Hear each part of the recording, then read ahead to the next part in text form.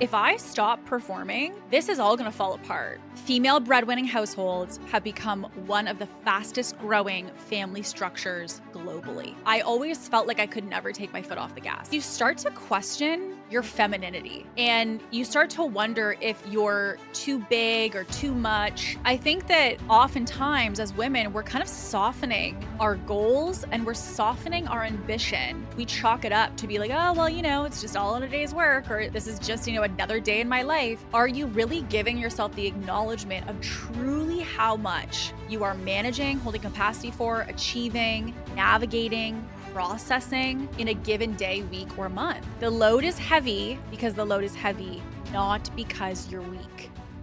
Hello and welcome back to Ambitious. Today, we are talking about something that actually came up as a conversation a couple episodes ago with Jessica DuPont.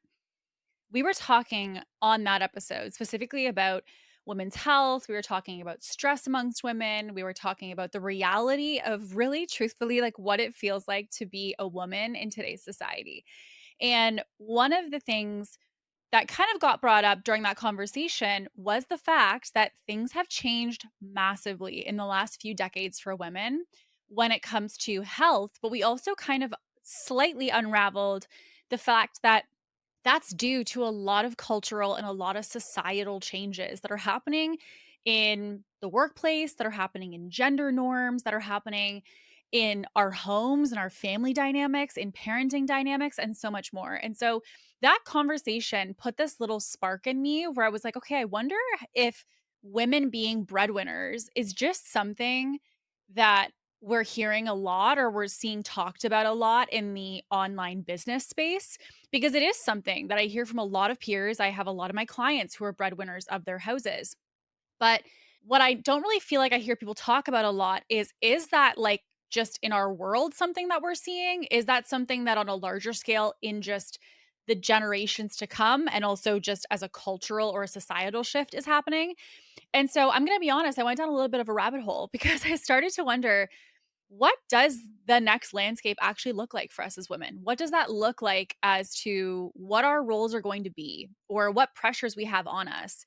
And I started to really research what is the actual data, what is the actual trends and the studies showing around women being breadwinners. And I was completely shocked by the information that I found. It was much more prevalent and much more of a trend that is happening in society than I ever thought. And so it started to get me thinking, because I think that women becoming high income earners or breadwinners of their family is something that has become a lot more common. But I wouldn't necessarily say that we have the structures that we need or that we have the reality we need at home to make it comfortable. Even though it's more common, it doesn't necessarily mean that as that has risen, it's become more comfortable for women to be able to achieve or to do. And so I think as women, we've fought for so many years for rights for ourselves. We used to be able to never get a loan without a signature from our husband and not have full autonomy and control of our bodies. Like there's so many movements that have been so profound and so impactful. But sometimes I think we're so, if you are similar to myself, like a feminist, and you're somebody who really believes in women's rights and, women's opportunities, we often celebrate so much of what it's done for women, which is true. It's done so much. But I don't know necessarily that we often have that conversation of what has it also shifted potentially in a negative way for us. Because while there's a lot of pride that comes with now for women being in the workforce and therefore being a breadwinner of their family, there's a lot of pride in that. There's a lot of emotional connection to that. And there should be. It's an incredible accomplishment. But I don't know that we talk about the pressure that goes alongside that pride just enough. And so I think now in this current moment, what I'm recognizing with, even just experiences that I've had with the peers around me who are breadwinners, with some of my business peers and also friends who are breadwinners now, we're seeing that we're kind of in this landscape that nobody prepared us for. Like there is no manual, there is no agenda on how to navigate this current season, because we don't have a roadmap. There's never been a roadmap of a situation like this where women are expected to wear all the hats.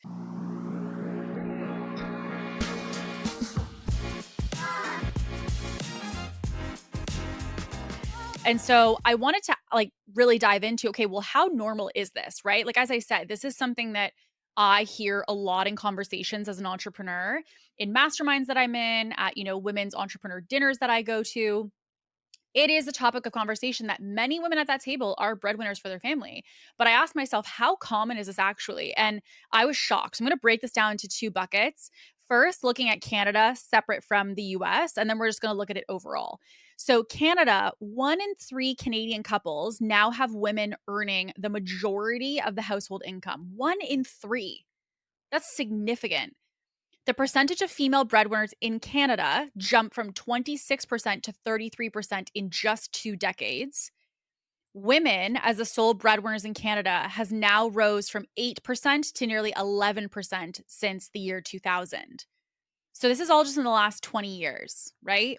Now in the US, it says in the US, the share of marriages where the wife is the primary earner has tripled since the 1970s. Where the wife is the primary earner, it has tripled since the 1970s. 16% of US marriages now have the wife as the sole or primary breadwinner of the home. 45% of American mothers are considered breadwinners for their family. Female breadwinning households have become one of the fastest growing family structures globally. This one I found really interesting. In couples without children at home, women are even more likely to be the primary earner of that household. So when women don't have children in the picture, they are also more likely, and it is more common that they are the breadwinner. And that makes sense because you think about, as a woman having kids, there is such a deep level of responsibility with that.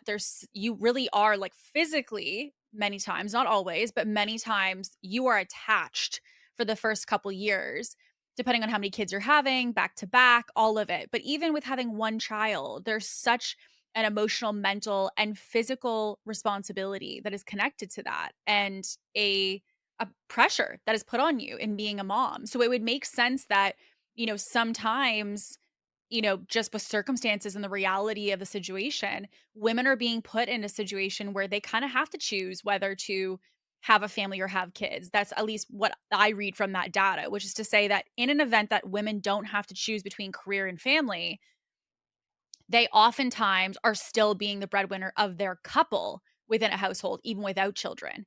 So I really wanted to think about, okay, well, what is this doing to us as women, right? Like, when you think about being the breadwinner, and even for myself in relationships, I have been the breadwinner in the past, or the sole income provider.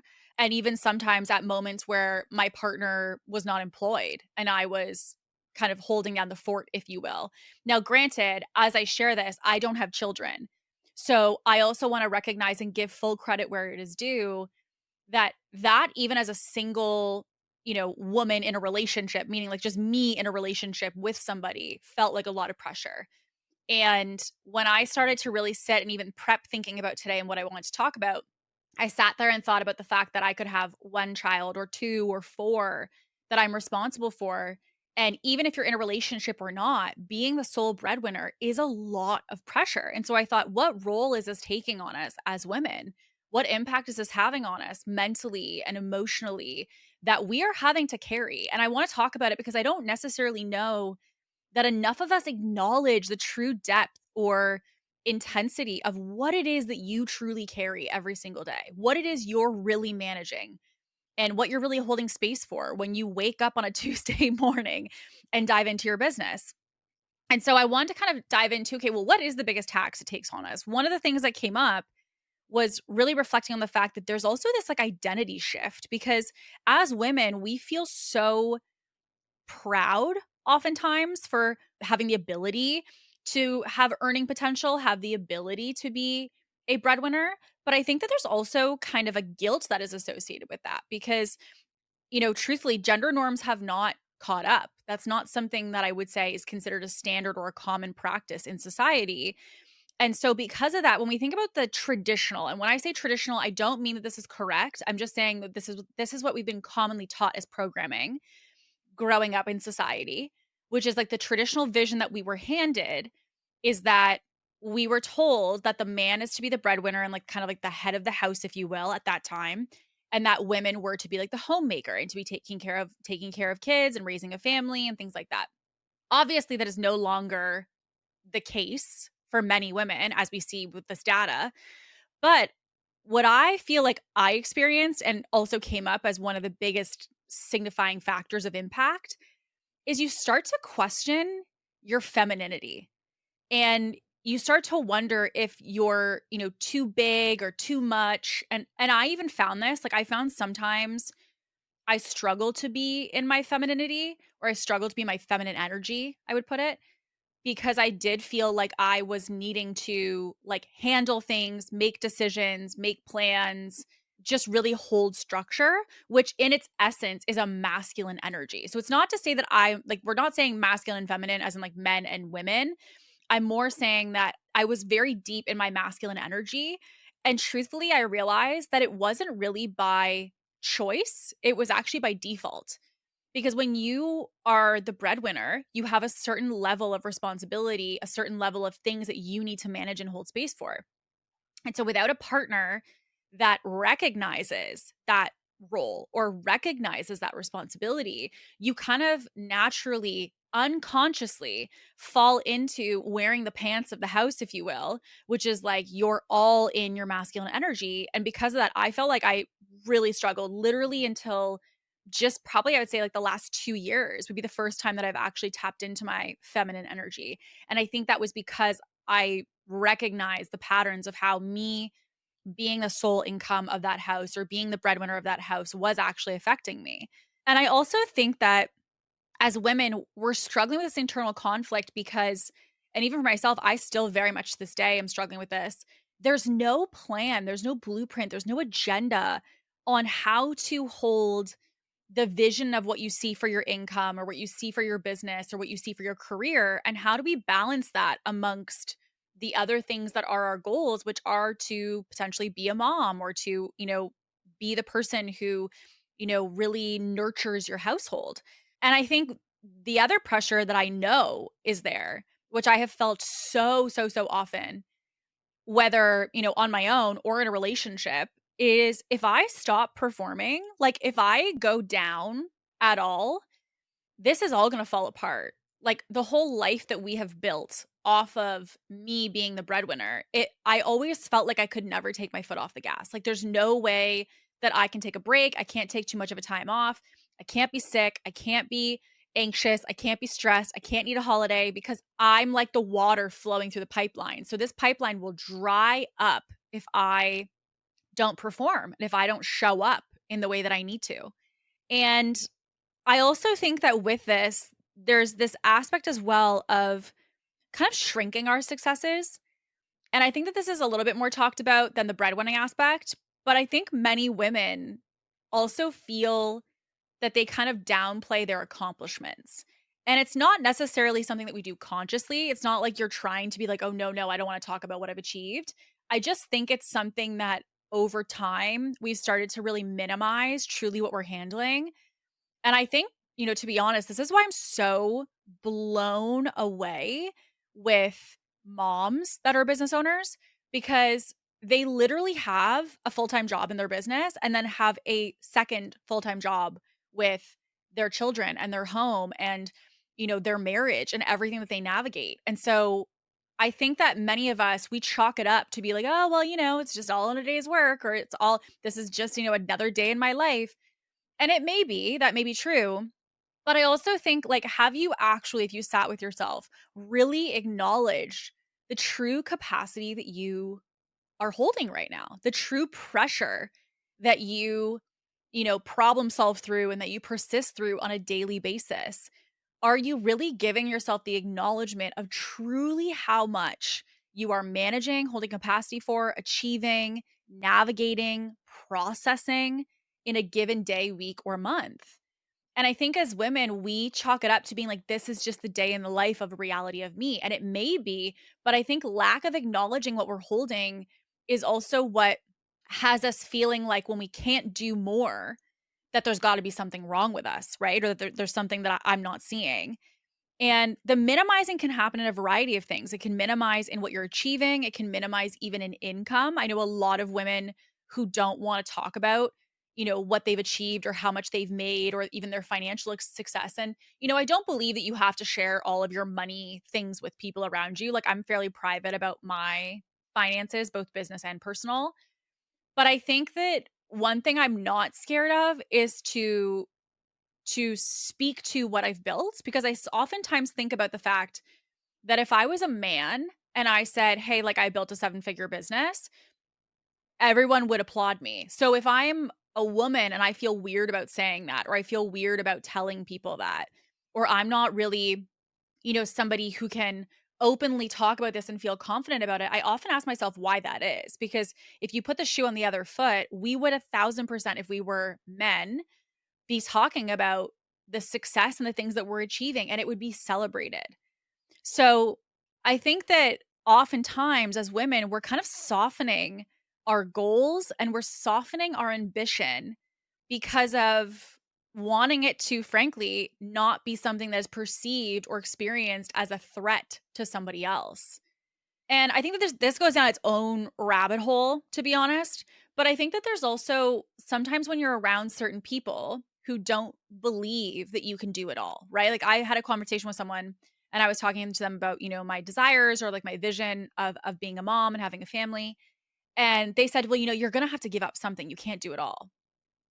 And I remember thinking, what do you mean? Because I thought, yes, obviously, of course, my business is going to look different than, right now when I don't have children. My business is going to look very different when I do have kids because I'm going to be very strapped for time and I have to be much more intentional. Like, all of that makes 100% sense to me. But I said, yes, I won't be able to have it all in the sense that I won't be able to be 100 in every bucket in the sense of 100%. But I do recognize that I still can go for goals. It's not like you have to choose to be a mom or choose to have a career.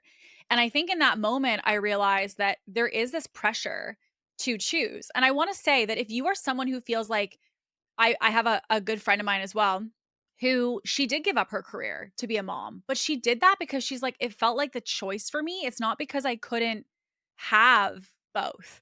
She's like, "I didn't realize until I had kids that I don't want to work. Like, I want to be here with them and I want to be raising them and I want to be here when they get home from school and I want to be, seeing them off in the morning. Like, I want to be immersed in their everyday life." And so for her, when she became a stay-at-home mom, it wasn't about the fact that she was like, "Well, I have to choose either raising my kids or going to work." She realized that, like, she's like, "I just get more fulfillment from this." And she, until that point, had been the breadwinner of her family.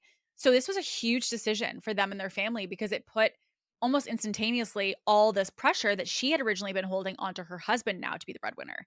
So I think that there is this aspect of, like, we don't want to, as women, minimize our potential, minimize our goals, or even minimize our current achievements because we believe that being proud of those and speaking to those and talking about those means something about us as women. That I think we should be proud of those. If not with just general society, at a minimum with each other.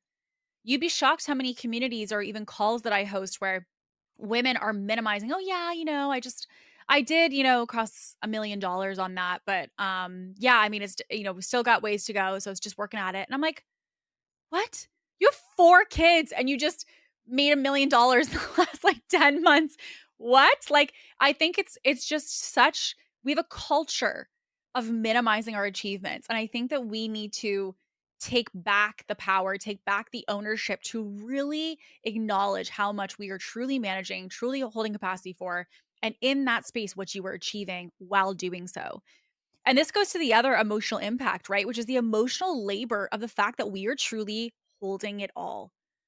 Like, you may be the person right now who's the one who's anticipating things in your home, you're planning for things in your home, you're thinking of new plans and new visions for things in your home, and you're, potentially the one who's making lunches and you're up in the middle of the night when your kids are sick and you're getting them off to school and then you're hopping on calls and you're doing the emails and you're the provider and you're paying bills and you're doing taxes and you're doing all of the things.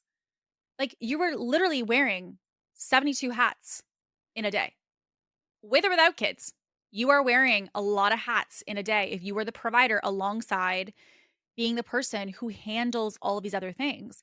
This also doesn't have to be just with kids. This could also be, for some of you, depending on your age, your parents are getting older. Like my mom just turned 70, which is crazy, just turned 70. And, we're going to, in the next, probably 2 decades, like next decade or two, fingers crossed she lives to like 150. But in the next decade or two, we're going to be at a place where she's going to probably need somebody to be around to care for her.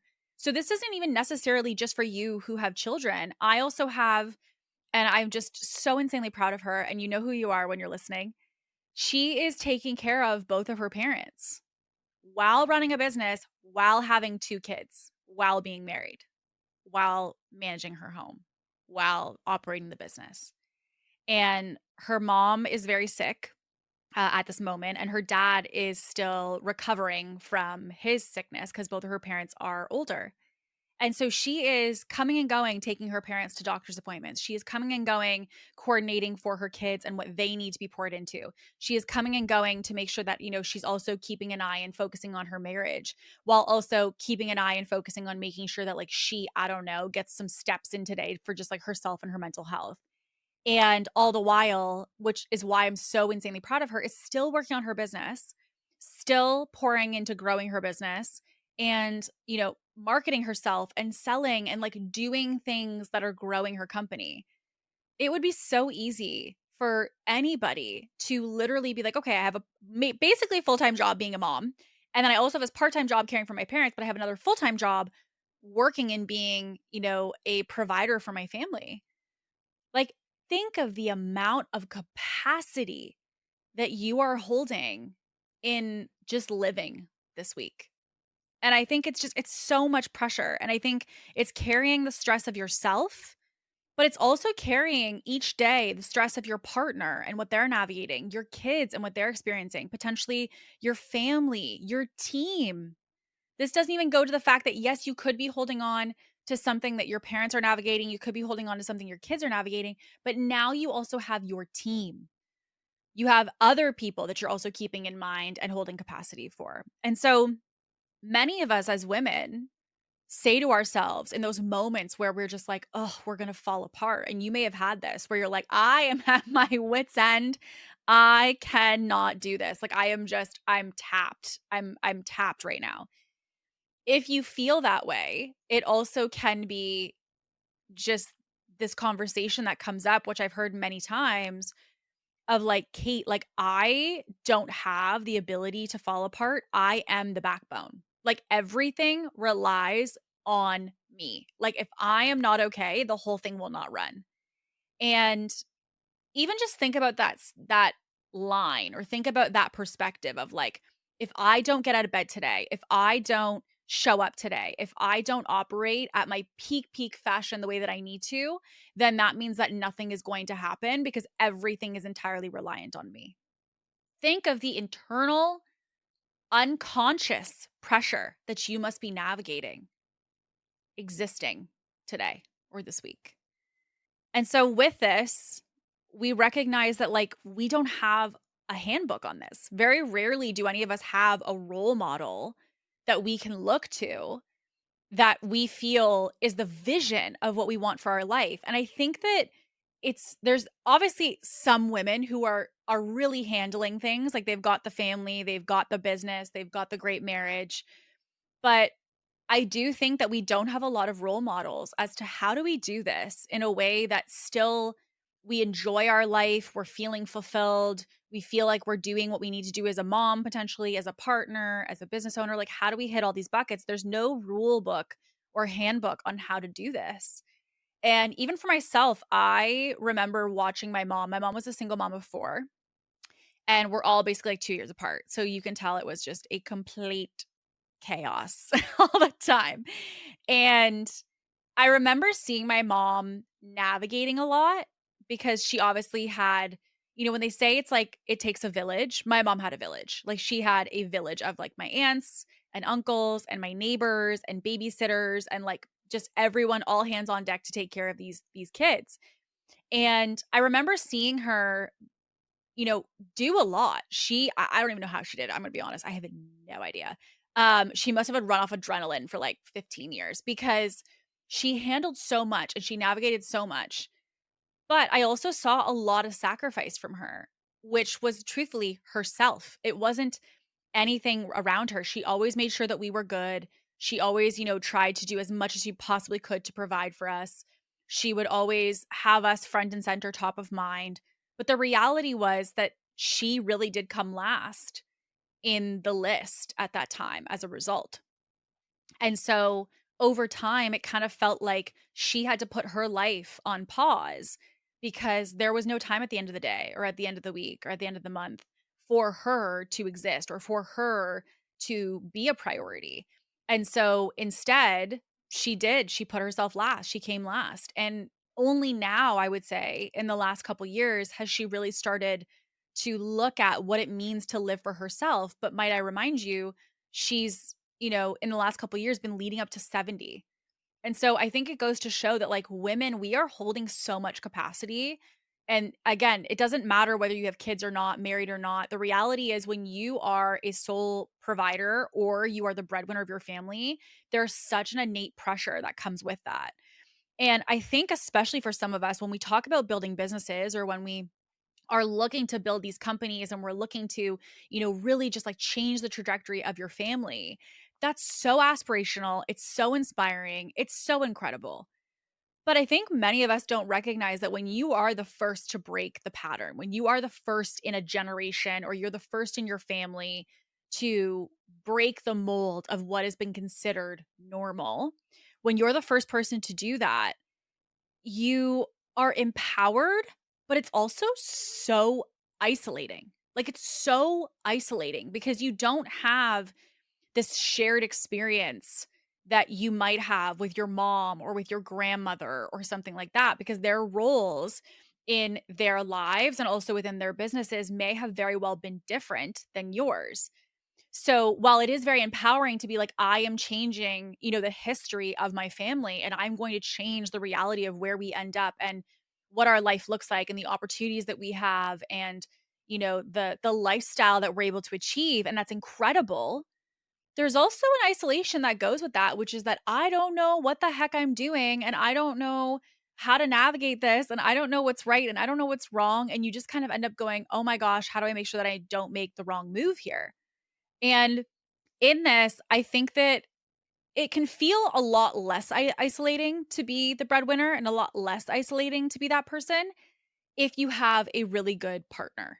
And I think that that is a crucial, crucial, crucial element because when I started to think about, what would cause somebody to, lose their femininity or what would cause somebody to drown in this responsibility or in these expectations. And truthfully, it's it's a partner. Having a partner that can really, when you think about being in your masculine, how can he or she as a partner really help you to balance in the masculine or femininity for yourself? And it's hard because I will tell you just from my experience, sometimes in my case, I'm gonna speak to this in my language, but this is not to assume that you're in a heterosexual relationship. For me, I acknowledge that there was men that I was with that did not feel empowered because I was the breadwinner. So I think that I don't wanna say all men because that's a generalization, but there are a good amount of men who have felt that they are emasculated or they feel, some have said to me insecure or have felt threatened or have felt, unsure basically of their role in a relationship dynamic if they can't be the provider. And so it was interesting. I went to a dinner with a bunch of men and a woman, but mainly it was men at an event. And I was asking about, male roles, and we were kind of just talking about masculine energy, feminine energy. By the way, these are literally the conversations we have at events and retreats and dinners and all of that because we just like to go right into the deep end. And so we were talking about gender roles and I was talking about, well, what do you as men see as your role? And the two words that came up across all of them was protect and provide. Protect and provide, protect and provide. And so when you think about, even let's just take for a second the thought that a man could be emasculated or a man could feel insecure, unsure of his role in the relationship if he's not the provider. Well, if men see their core, value in a dynamic, in a relationship to be to provide and to protect, and you now can provide for yourself, sometimes much more so than he can provide for you, what it does is it says, okay, well, I'm going to take that role from you and I'm the provider now, right? So I think what's happened in my assessment of this is also naturally bringing forward us needing to have conversations with our partners, with our person that we're in a relationship with, that if you are the breadwinner, you guys should be having conversations. And even, in this moment, George and I are having these conversations, which is, both of us own businesses and we're very competitive. So I would say right now, we're neck and neck in our businesses. But we do talk about like what brings the other person value in the relationship and what really are our roles. Like, what does this person want to be their value add? What does that person want to have as their value add? Where do you see your level of responsibility coming in within the relationship? But what happens is if we don't have those conversations, before we know it, we end up in this place of, feeling like you're isolating the experience that you're having. So like you're kind of overcompensating, and you also feel like you're responsible for managing the emotional roller coaster of your success. Cuz that happened for me. I remember having moments where I was in this relationship, the breadwinner, and I was super stressed out with work and I was feeling like I was really burnt out. I was burning the candle at both ends, and I remember just, venting or processing, external processing about how much I was holding capacity for. And I did, full transparency, even entertain like with this person, I had talked about having a family and we had talked about, having kids together. And so when we started to talk about that, I literally for a moment started to entertain, okay, well, what would it look like if I was the breadwinner and he was like a stay-at-home dad, meaning that like I am the one who's out, making money and he's the one who's home with kids. But instantly, I still went back to that other point that I mentioned, which is it's all on me. Like that means then the physical aspect of kids is on me, the financial burden is on me. Like there's a lot on my shoulders then. And so I thought, how am I going to navigate all of that? I'm sure there's a way, but I asked myself, like, is it truly what I want? And so it really caused these conversations to come up of what in a relationship do you see as the roles of how you want things to progress or to be within your home. And one of my core things that is really important to me is I value in a relationship not always having to be on. Like one of the things that I value so much in a relationship is the ability for somebody else to be able to hold space for me or to allow me to take a breath if I need it, and I have full confidence that they can hold down the fort. That for me is like such a crucial, skill trait, whatever it might be. And I think that that's because for me, I've known the feeling of feeling like I can't take a day off. I know the feeling of like, oh my gosh, if I don't perform, this is all going to crash. I know that feeling so well. And so I always knew that I didn't want to be in a situation or in a relationship where I felt like I couldn't take my foot off the gas, because if I did, our life would unravel. And with that pressure of always being on, it also led me to worry about if something happened. I would always worry about, what if I get hit by a bus tomorrow? Or what if, knock on wood, hopefully not. But what if I get hit by a bus tomorrow? Or what if, you know, things don't go the way that I would want them to go? How am I going to navigate if something happens to me if I am again like the sole battery for this family? And so I think, even just in talking through those, we now recognize like just how much we're holding. We're holding the capacity of the house, we're holding the financial pressure, we're holding, trying to redefine in a messy way what these gender roles are within a home. We're trying to balance our relationship with it. We're trying to not feel like it's always on us, not feeling like if I slip on a banana peel, this whole thing's going to go under.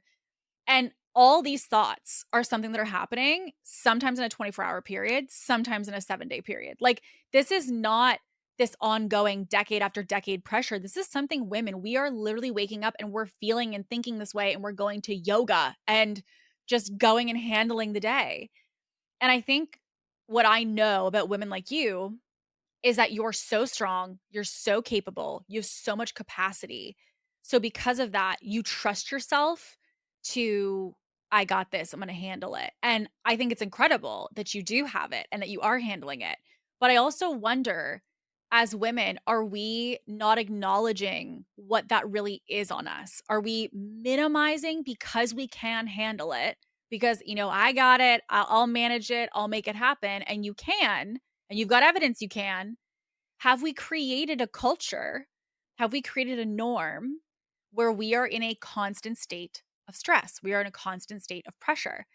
And I think being a breadwinner is a beautiful thing to be. I think it's incredible, but I do think knowing that this is a trend and knowing that this is going to be evolving, it is something that requires us as women in that expansion and in that evolution going that way to also ensure that we are being critical thinkers in the way that we allow that to evolve, that we are having the necessary conversations that need to happen to support that expansion, to support that evolution.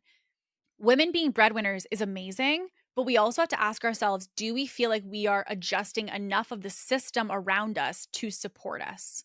Okay. So I want to outline, like, if we are going to be breadwinners and if we're taking this on as like, okay, this is something that I do see for myself and that I would want, what is our role in this? What is our opportunity for how we can be part of a change that helps us ultimately at the end of the day?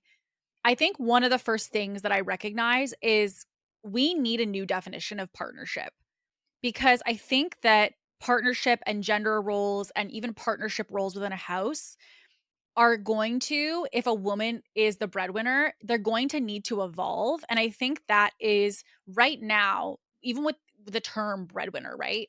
We see so much emphasis on the financial. And I even said this to George that, like, for me, I'm not super, super worried about who makes more. Like, it doesn't really bother me at all.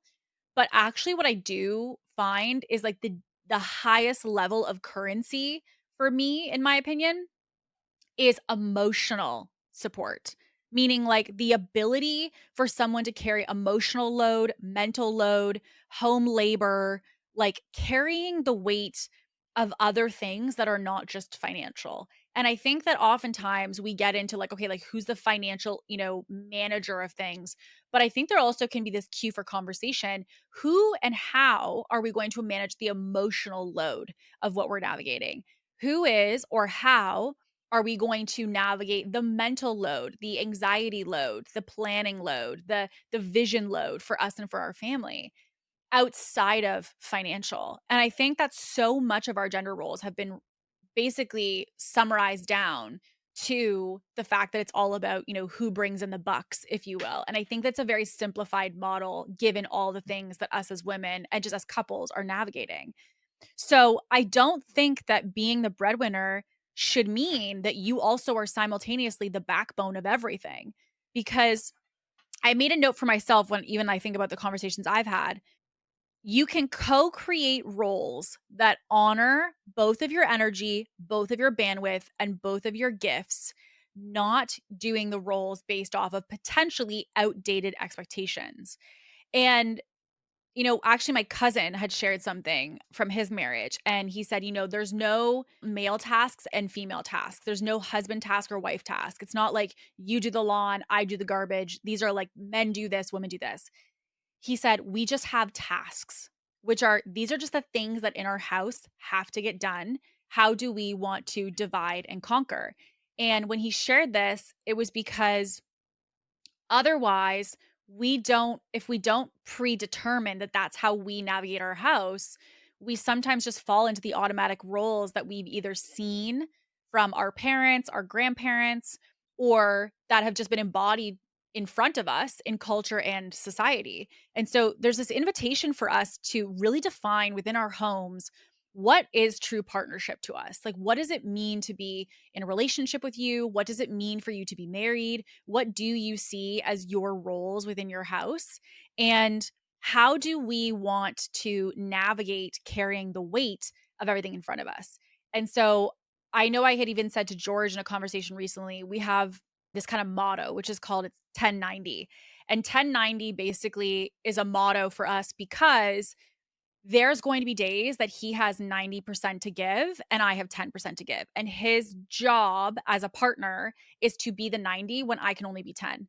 On vice versa, when he is on days where he only has 10%, it's my job to be the 90, which is to say, I'm going to fill in basically whatever you don't have. And so it's not this, you take this, I take that. It's not this, that's your job, this is my job. It's to say, how do we want to kind of work in our ecosystem of our home? And what are maybe things that do provide us structure, and what are things that we need flexibility in to ensure that we are provided in many ways, not just financial. I also think that there needs to be an understanding that in being a breadwinner as a woman, you cannot also be the only problem solver of your home. And this is like a generalized statement, so I wanna be very clear this, and this is not necessarily to say this is the way in every home, but I have seen women who are literally doing everything, and they are also doing everything at home. So, like, they are literally, working from home on an online business, they close the laptop, and from that moment onward, it's like they're on, they're on, they're on. And I think, again, this kind of goes back to redefining partnership and also redefining roles, which is to say that, like, being the woman is, as a breadwinner, this is something where the systems in your house, or the shared responsibilities in your house, need to, if you are the breadwinner, be intentionally designed and never assumed. Okay. So, like, one of the things that I was very clear about at the beginning was, like, I also want to be very clear. I hate cooking. Like, I love to bake. We can't live off of cake and muffins. I wish we could. But basically, I love to bake, but I hate cooking. So for me, I also had said, listen, like, if I was going to be a breadwinner, I don't want to come home and have to worry about dinner, for example, because that means that I am on for dinner, I'm on for kids, I'm on for work, I'm on for etc. Like, I was like, hey, if you're going to be, for example, a stay-at-home dad, then this would be, if I'm going to work late to make X amount and you won't be working, these would be my expectations if you were home. So, like, this is kind of a conversation that we had to have, because otherwise it was going to be kind of assumed that, when I get home from work, sort of thing, that, okay, well, I'm on for everything, and then they sit down. It's like, no, we're doing this together, regardless of whether you've been working with the kids all day, which is its own full-time job, and I've been working on the online business. When we're both done our shifts, you with the kids, me with work, we're now both 50-50 at night to be like, okay, how do we divide and conquer?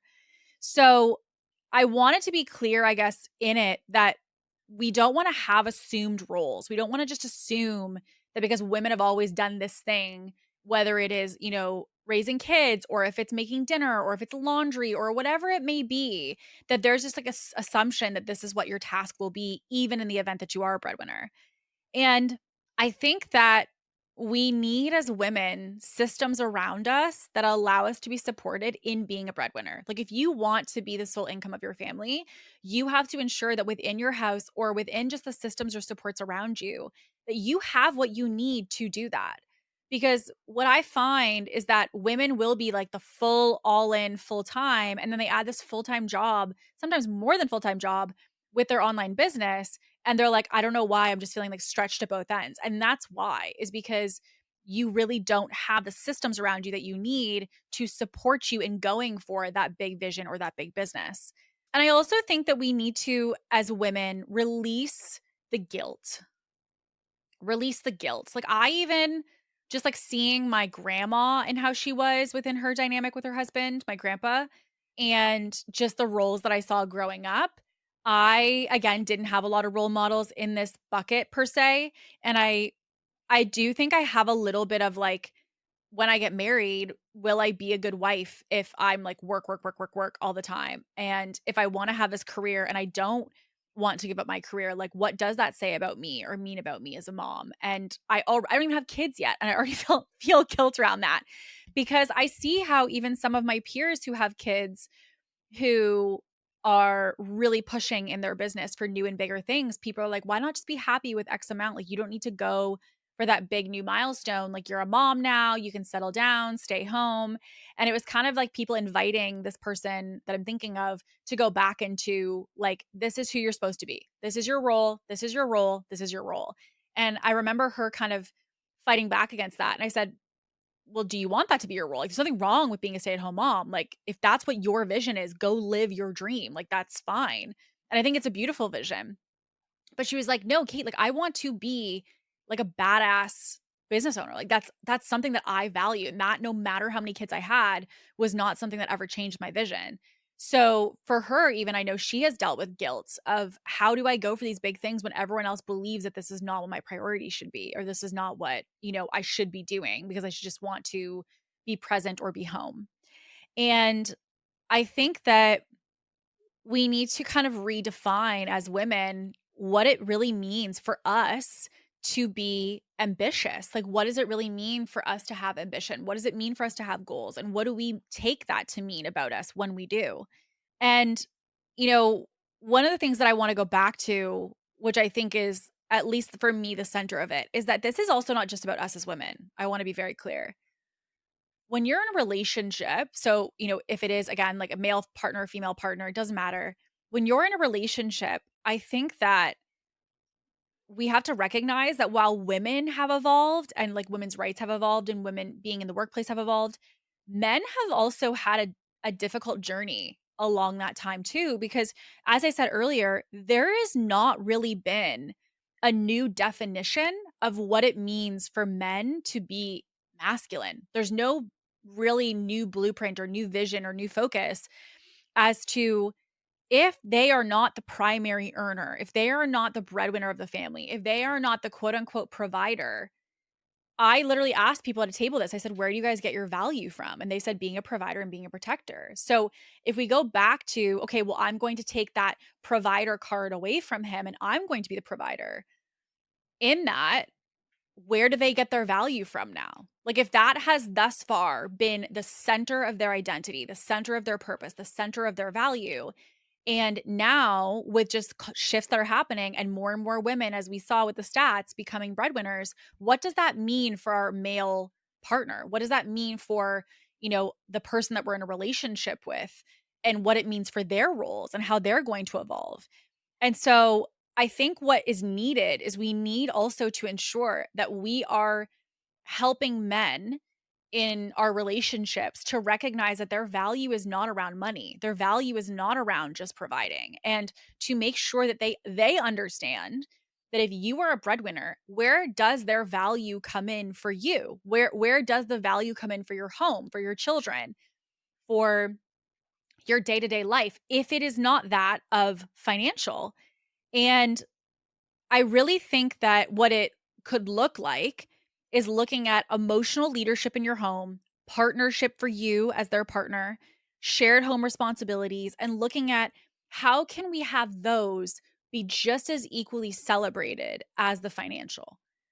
Because I also want to, as a side note here, I want to be very clear. I don't believe that there's one style of home for everybody. I don't believe that every house needs to have a woman as a breadwinner. And I don't even believe that past traditional roles are dead.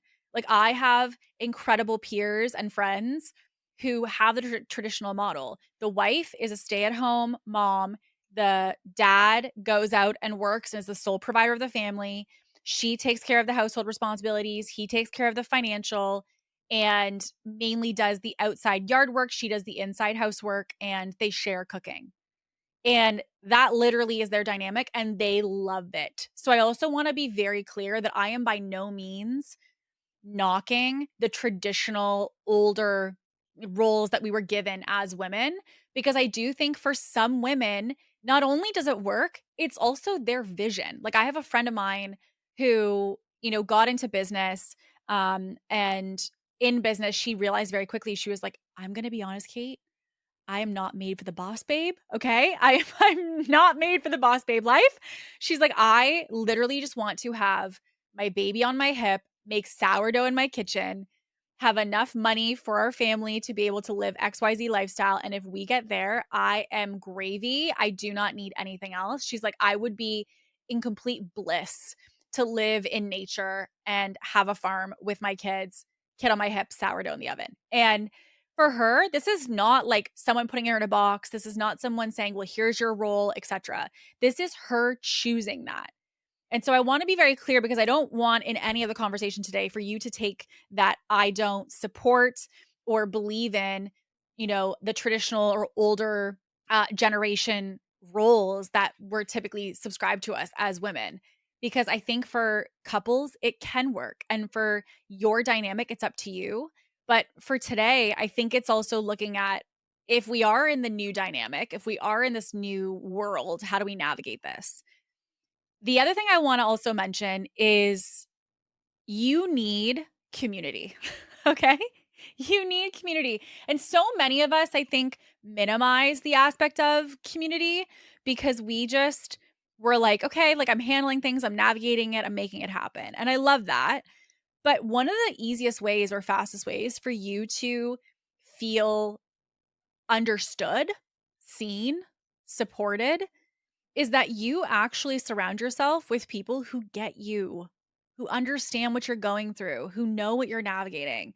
And we a couple years ago had a ambitious dinner that we hosted in New York. And when we hosted this, I remember it was actually a point of conversation because many of the women at that table had shared that they in fact were the breadwinner of their couple, of like their partner, of their marriage, or of their family. And I remember someone came to me and they they had said, "Oh, well, like I want to date a man who's masculine, someone who can provide." And it was really interesting because it kind of caused this like debate at the table because it really all the other women who had very masculine men who also were not the provider started to chime in and say, "Well, honestly, my partner is very masculine and in that he's also not the provider." So, what it did is it started to also really remove this this shame or this label of right and wrong and this is the way, this is not the way, and it started to remove all of that to get us back to the fact that we need to have spaces where we can talk about this where you are not the exception, you're the norm. So it could be that around your family right now, you're not surrounded by a lot of women who are breadwinners. It also could be that maybe just in even your immediate friend circle, you're not surrounded by a lot of women who are breadwinners. That's okay. But what I think is actually very healing and very supportive and allows you to feel very seen, very understood, and have very intentional conversations is that when you're around other people who are in a similar circumstance, you're able to have them really be able to share what's working for them. And it's not a matter of, you're the oddball in the group anymore. Instead, it's actually almost odd in a way that you're not the breadwinner in some circles. So I found when I had those communities of women who said, "Oh yeah, I've been the breadwinner for the last 10 years," or "I've been the breadwinner for the last 15 and I have 3 kids." Like those conversations were so insanely valuable because I'm like, "Okay, tell me everything." As in, how do you still, support your husband in his role? And how did you guys redefine what your roles were? Like all these become the conversations. And so I think that moving forward, our vision needs to be that in our houses, we're looking toward having co-leadership is kind of what I noted it to be. We need to remember that co-leadership is the new family dynamic. Co-leadership is the new, potentially even relationship dynamic. It is this co-created life. And I think the aspect of co-creation is like the two of you get to really redefine what it means for finances in your home, what it means for masculinity and femininity, what it means for household chores, what it means for raising children, what it means for, responsibilities and who does what when. And I think once we really have those conversations, we're redefining the role for you and making it solid, but we're also redefining the role for your partner and making it solid in that regard as well. So I wanted to give you and leave you today with 10 mantras. If you are someone listening and you're like, I have been the breadwinner for, 6 months, could be for 2 years, could be for 6 years. I've been the breadwinner ever since I started my business. So, and a little bit actually before that when I think about it. So, I've been a breadwinner for a while. And as I said, I don't have any issue with it. I do love it, but it does come with its own associated pressures. And I have felt many of the things that we talked about today. So I want to share 10 kind of mantras that you can latch onto to help you to stay grounded in this season where you really are that, core source for your house, and how we can really use these mantras to support you.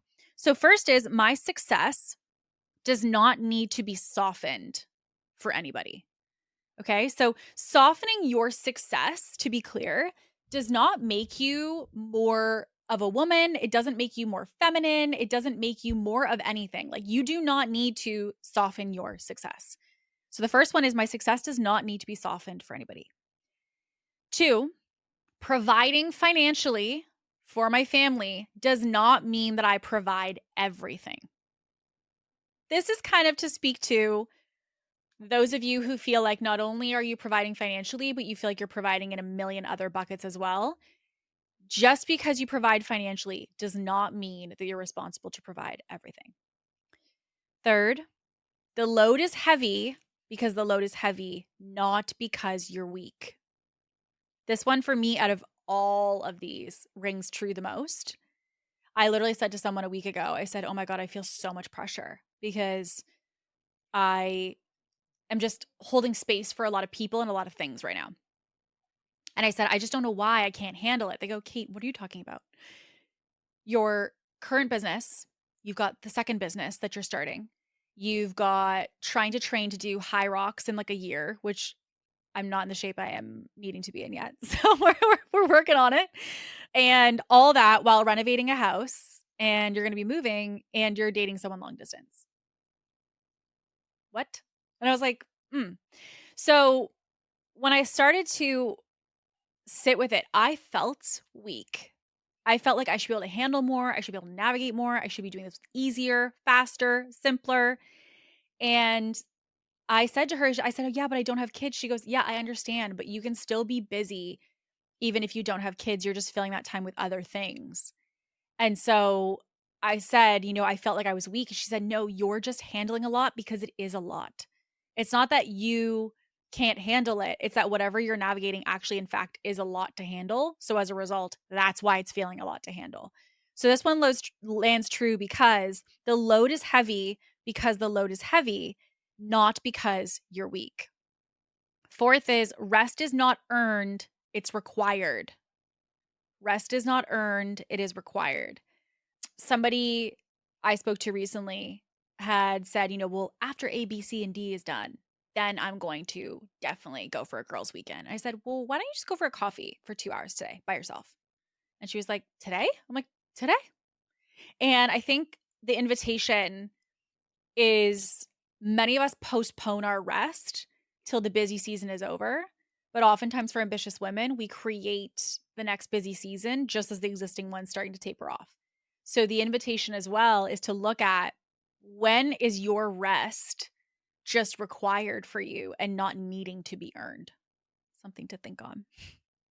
Number 5, my worth is in who I am and not what I produce. I actually say this line to George. I said, "I love you for who you are and not for what you do. My worth is who I am, not what I produce." And that is because many of us get our value from what it is that we do for other people. And whether that is your partner, could be your team, could be your clients, could be your kids. And like, that's how you get your value. And what I ask people is, if I couldn't get value from all the things you do for me, what would you say is the center of what makes you valuable? And many people will naturally, as the next step, go to describing who they are. "Oh, well, I have a big heart and I'm considerate and I'm thoughtful and I'm caring." It's like, okay, that is where your true value comes from. And the faster that we can detach our value coming from what we do for other people or what we produce, the more we can realize that just in ourselves and the way that you are as a woman, it is enough. It is enough. 6, our partnership, our relationship gets to be designed and not defined by outdated roles. So if you are someone who is the breadwinner, and if you are somebody who wants to be a massive financial contributor to your house, You get to redesign your roles. And I also want to be clear that nothing I say of what I do or what I see also says that that is going to ring true for you. This is your house, your relationship, your marriage, your home, your family, that you get to literally design and innovate and create a new vision as to what that's going to look like. 7 is my success is not a threat, it is an expansion. Okay. My success is not a threat, it is an expansion. Your ability to grow into this new version of you and to grow into opportunity and to grow into these new pathways of what you could achieve is not something that is a threat to your relationship. It should not be seen as a threat to your family. This should be something that you see as an opportunity to help your entire relationship and family to expand along with you. I can lead powerfully and I still am supported or can be supported deeply. Okay. I can lead powerfully and I can still be supported deeply. I used to believe, used to, I used to believe that there were people in relationships that couldn't hold or harness your power. And what I realized was in I literally think about with the right person or the right dynamic, you can literally take your power and put it in your pocket and you get to turn off. You know how you always feel like you're always on, you're always on? The always on feeling is because potentially there's not ever actually a space designed for you to turn off. And so one of the invitations I think that is important is us as women that we are not looking to dim our light. We're not looking to turn off our light. It's more to say that we are able to park that so we can be present in ourselves. And I think that that requires the right and the intentional people around you to support you. You are not the exception, you are the evolution. As we talked about with community, you are not the exception. You may be the exception around the people that you're around, but it doesn't necessarily mean, as we saw with the stats earlier, that you are actually the exception. As I said, 1 in 3 families in Canada has the woman as the breadwinner of the house. So it is something that I want you to know that while you may be in your current circle, it may be rare that you are friends with the breadwinner. It doesn't necessarily mean that it is in fact rare. You might just not be around people who have that shared experience. And I don't have to, number 10 is I don't have to survive my life to succeed in it. I get to design it. I don't want you to ever feel that in wanting what you want for your life and your vision and your business, that you are forced to be like, here's the hand you've been dealt. These are the cards you've been dealt. And now you got to figure out what to do with them. That in itself presumes that we have just been dished this situation of, okay, handle this, handle that, handle this. This is your new designed role. And because you became a mom or because you have a business or because of this, you've just taken on all of this and that we're a passenger in it. I think the invitation of the most successful women that I've seen that are, incredible in their marriages and with their children and with their businesses is that they really designed their life. They didn't allow life to say, here's your role. They said, okay, well, knowing what we know about our family, our relationship, our home, here's what we're deciding our roles are. And, for some people, they do it initially, like from the get go. And other people, they realize, hey, you know what? I really did believe that I could just do it all and never have a plan for it. But I realized that I am stretched and I'm not feeling like we have the dynamic that we need. So you go back to the drawing board to say, okay, how do we redesign this? And so I wanted to talk about this today because I think more and more as business owners, we're seeing more and more women be the head of the financial part of their home. And there, as we talked about, has not been a lot of shift with our roles. There's not been a lot of shift with society. There's not been a lot of shift in conversations in marriages or in parenting or any of that. And so the exciting part, as I believe with women, having more and more access to wealth, we know that less than, 2% of female founded businesses ever hit 7 figures a year in revenue. And I think that that's, an evolution and expansion in itself. But what we have to recognize is with levels of achievement, with new milestones that we're tapping into, we are also simultaneously with those new milestones tapping into new experiences that we do not have an agenda for, new realities that we weren't quite prepped for.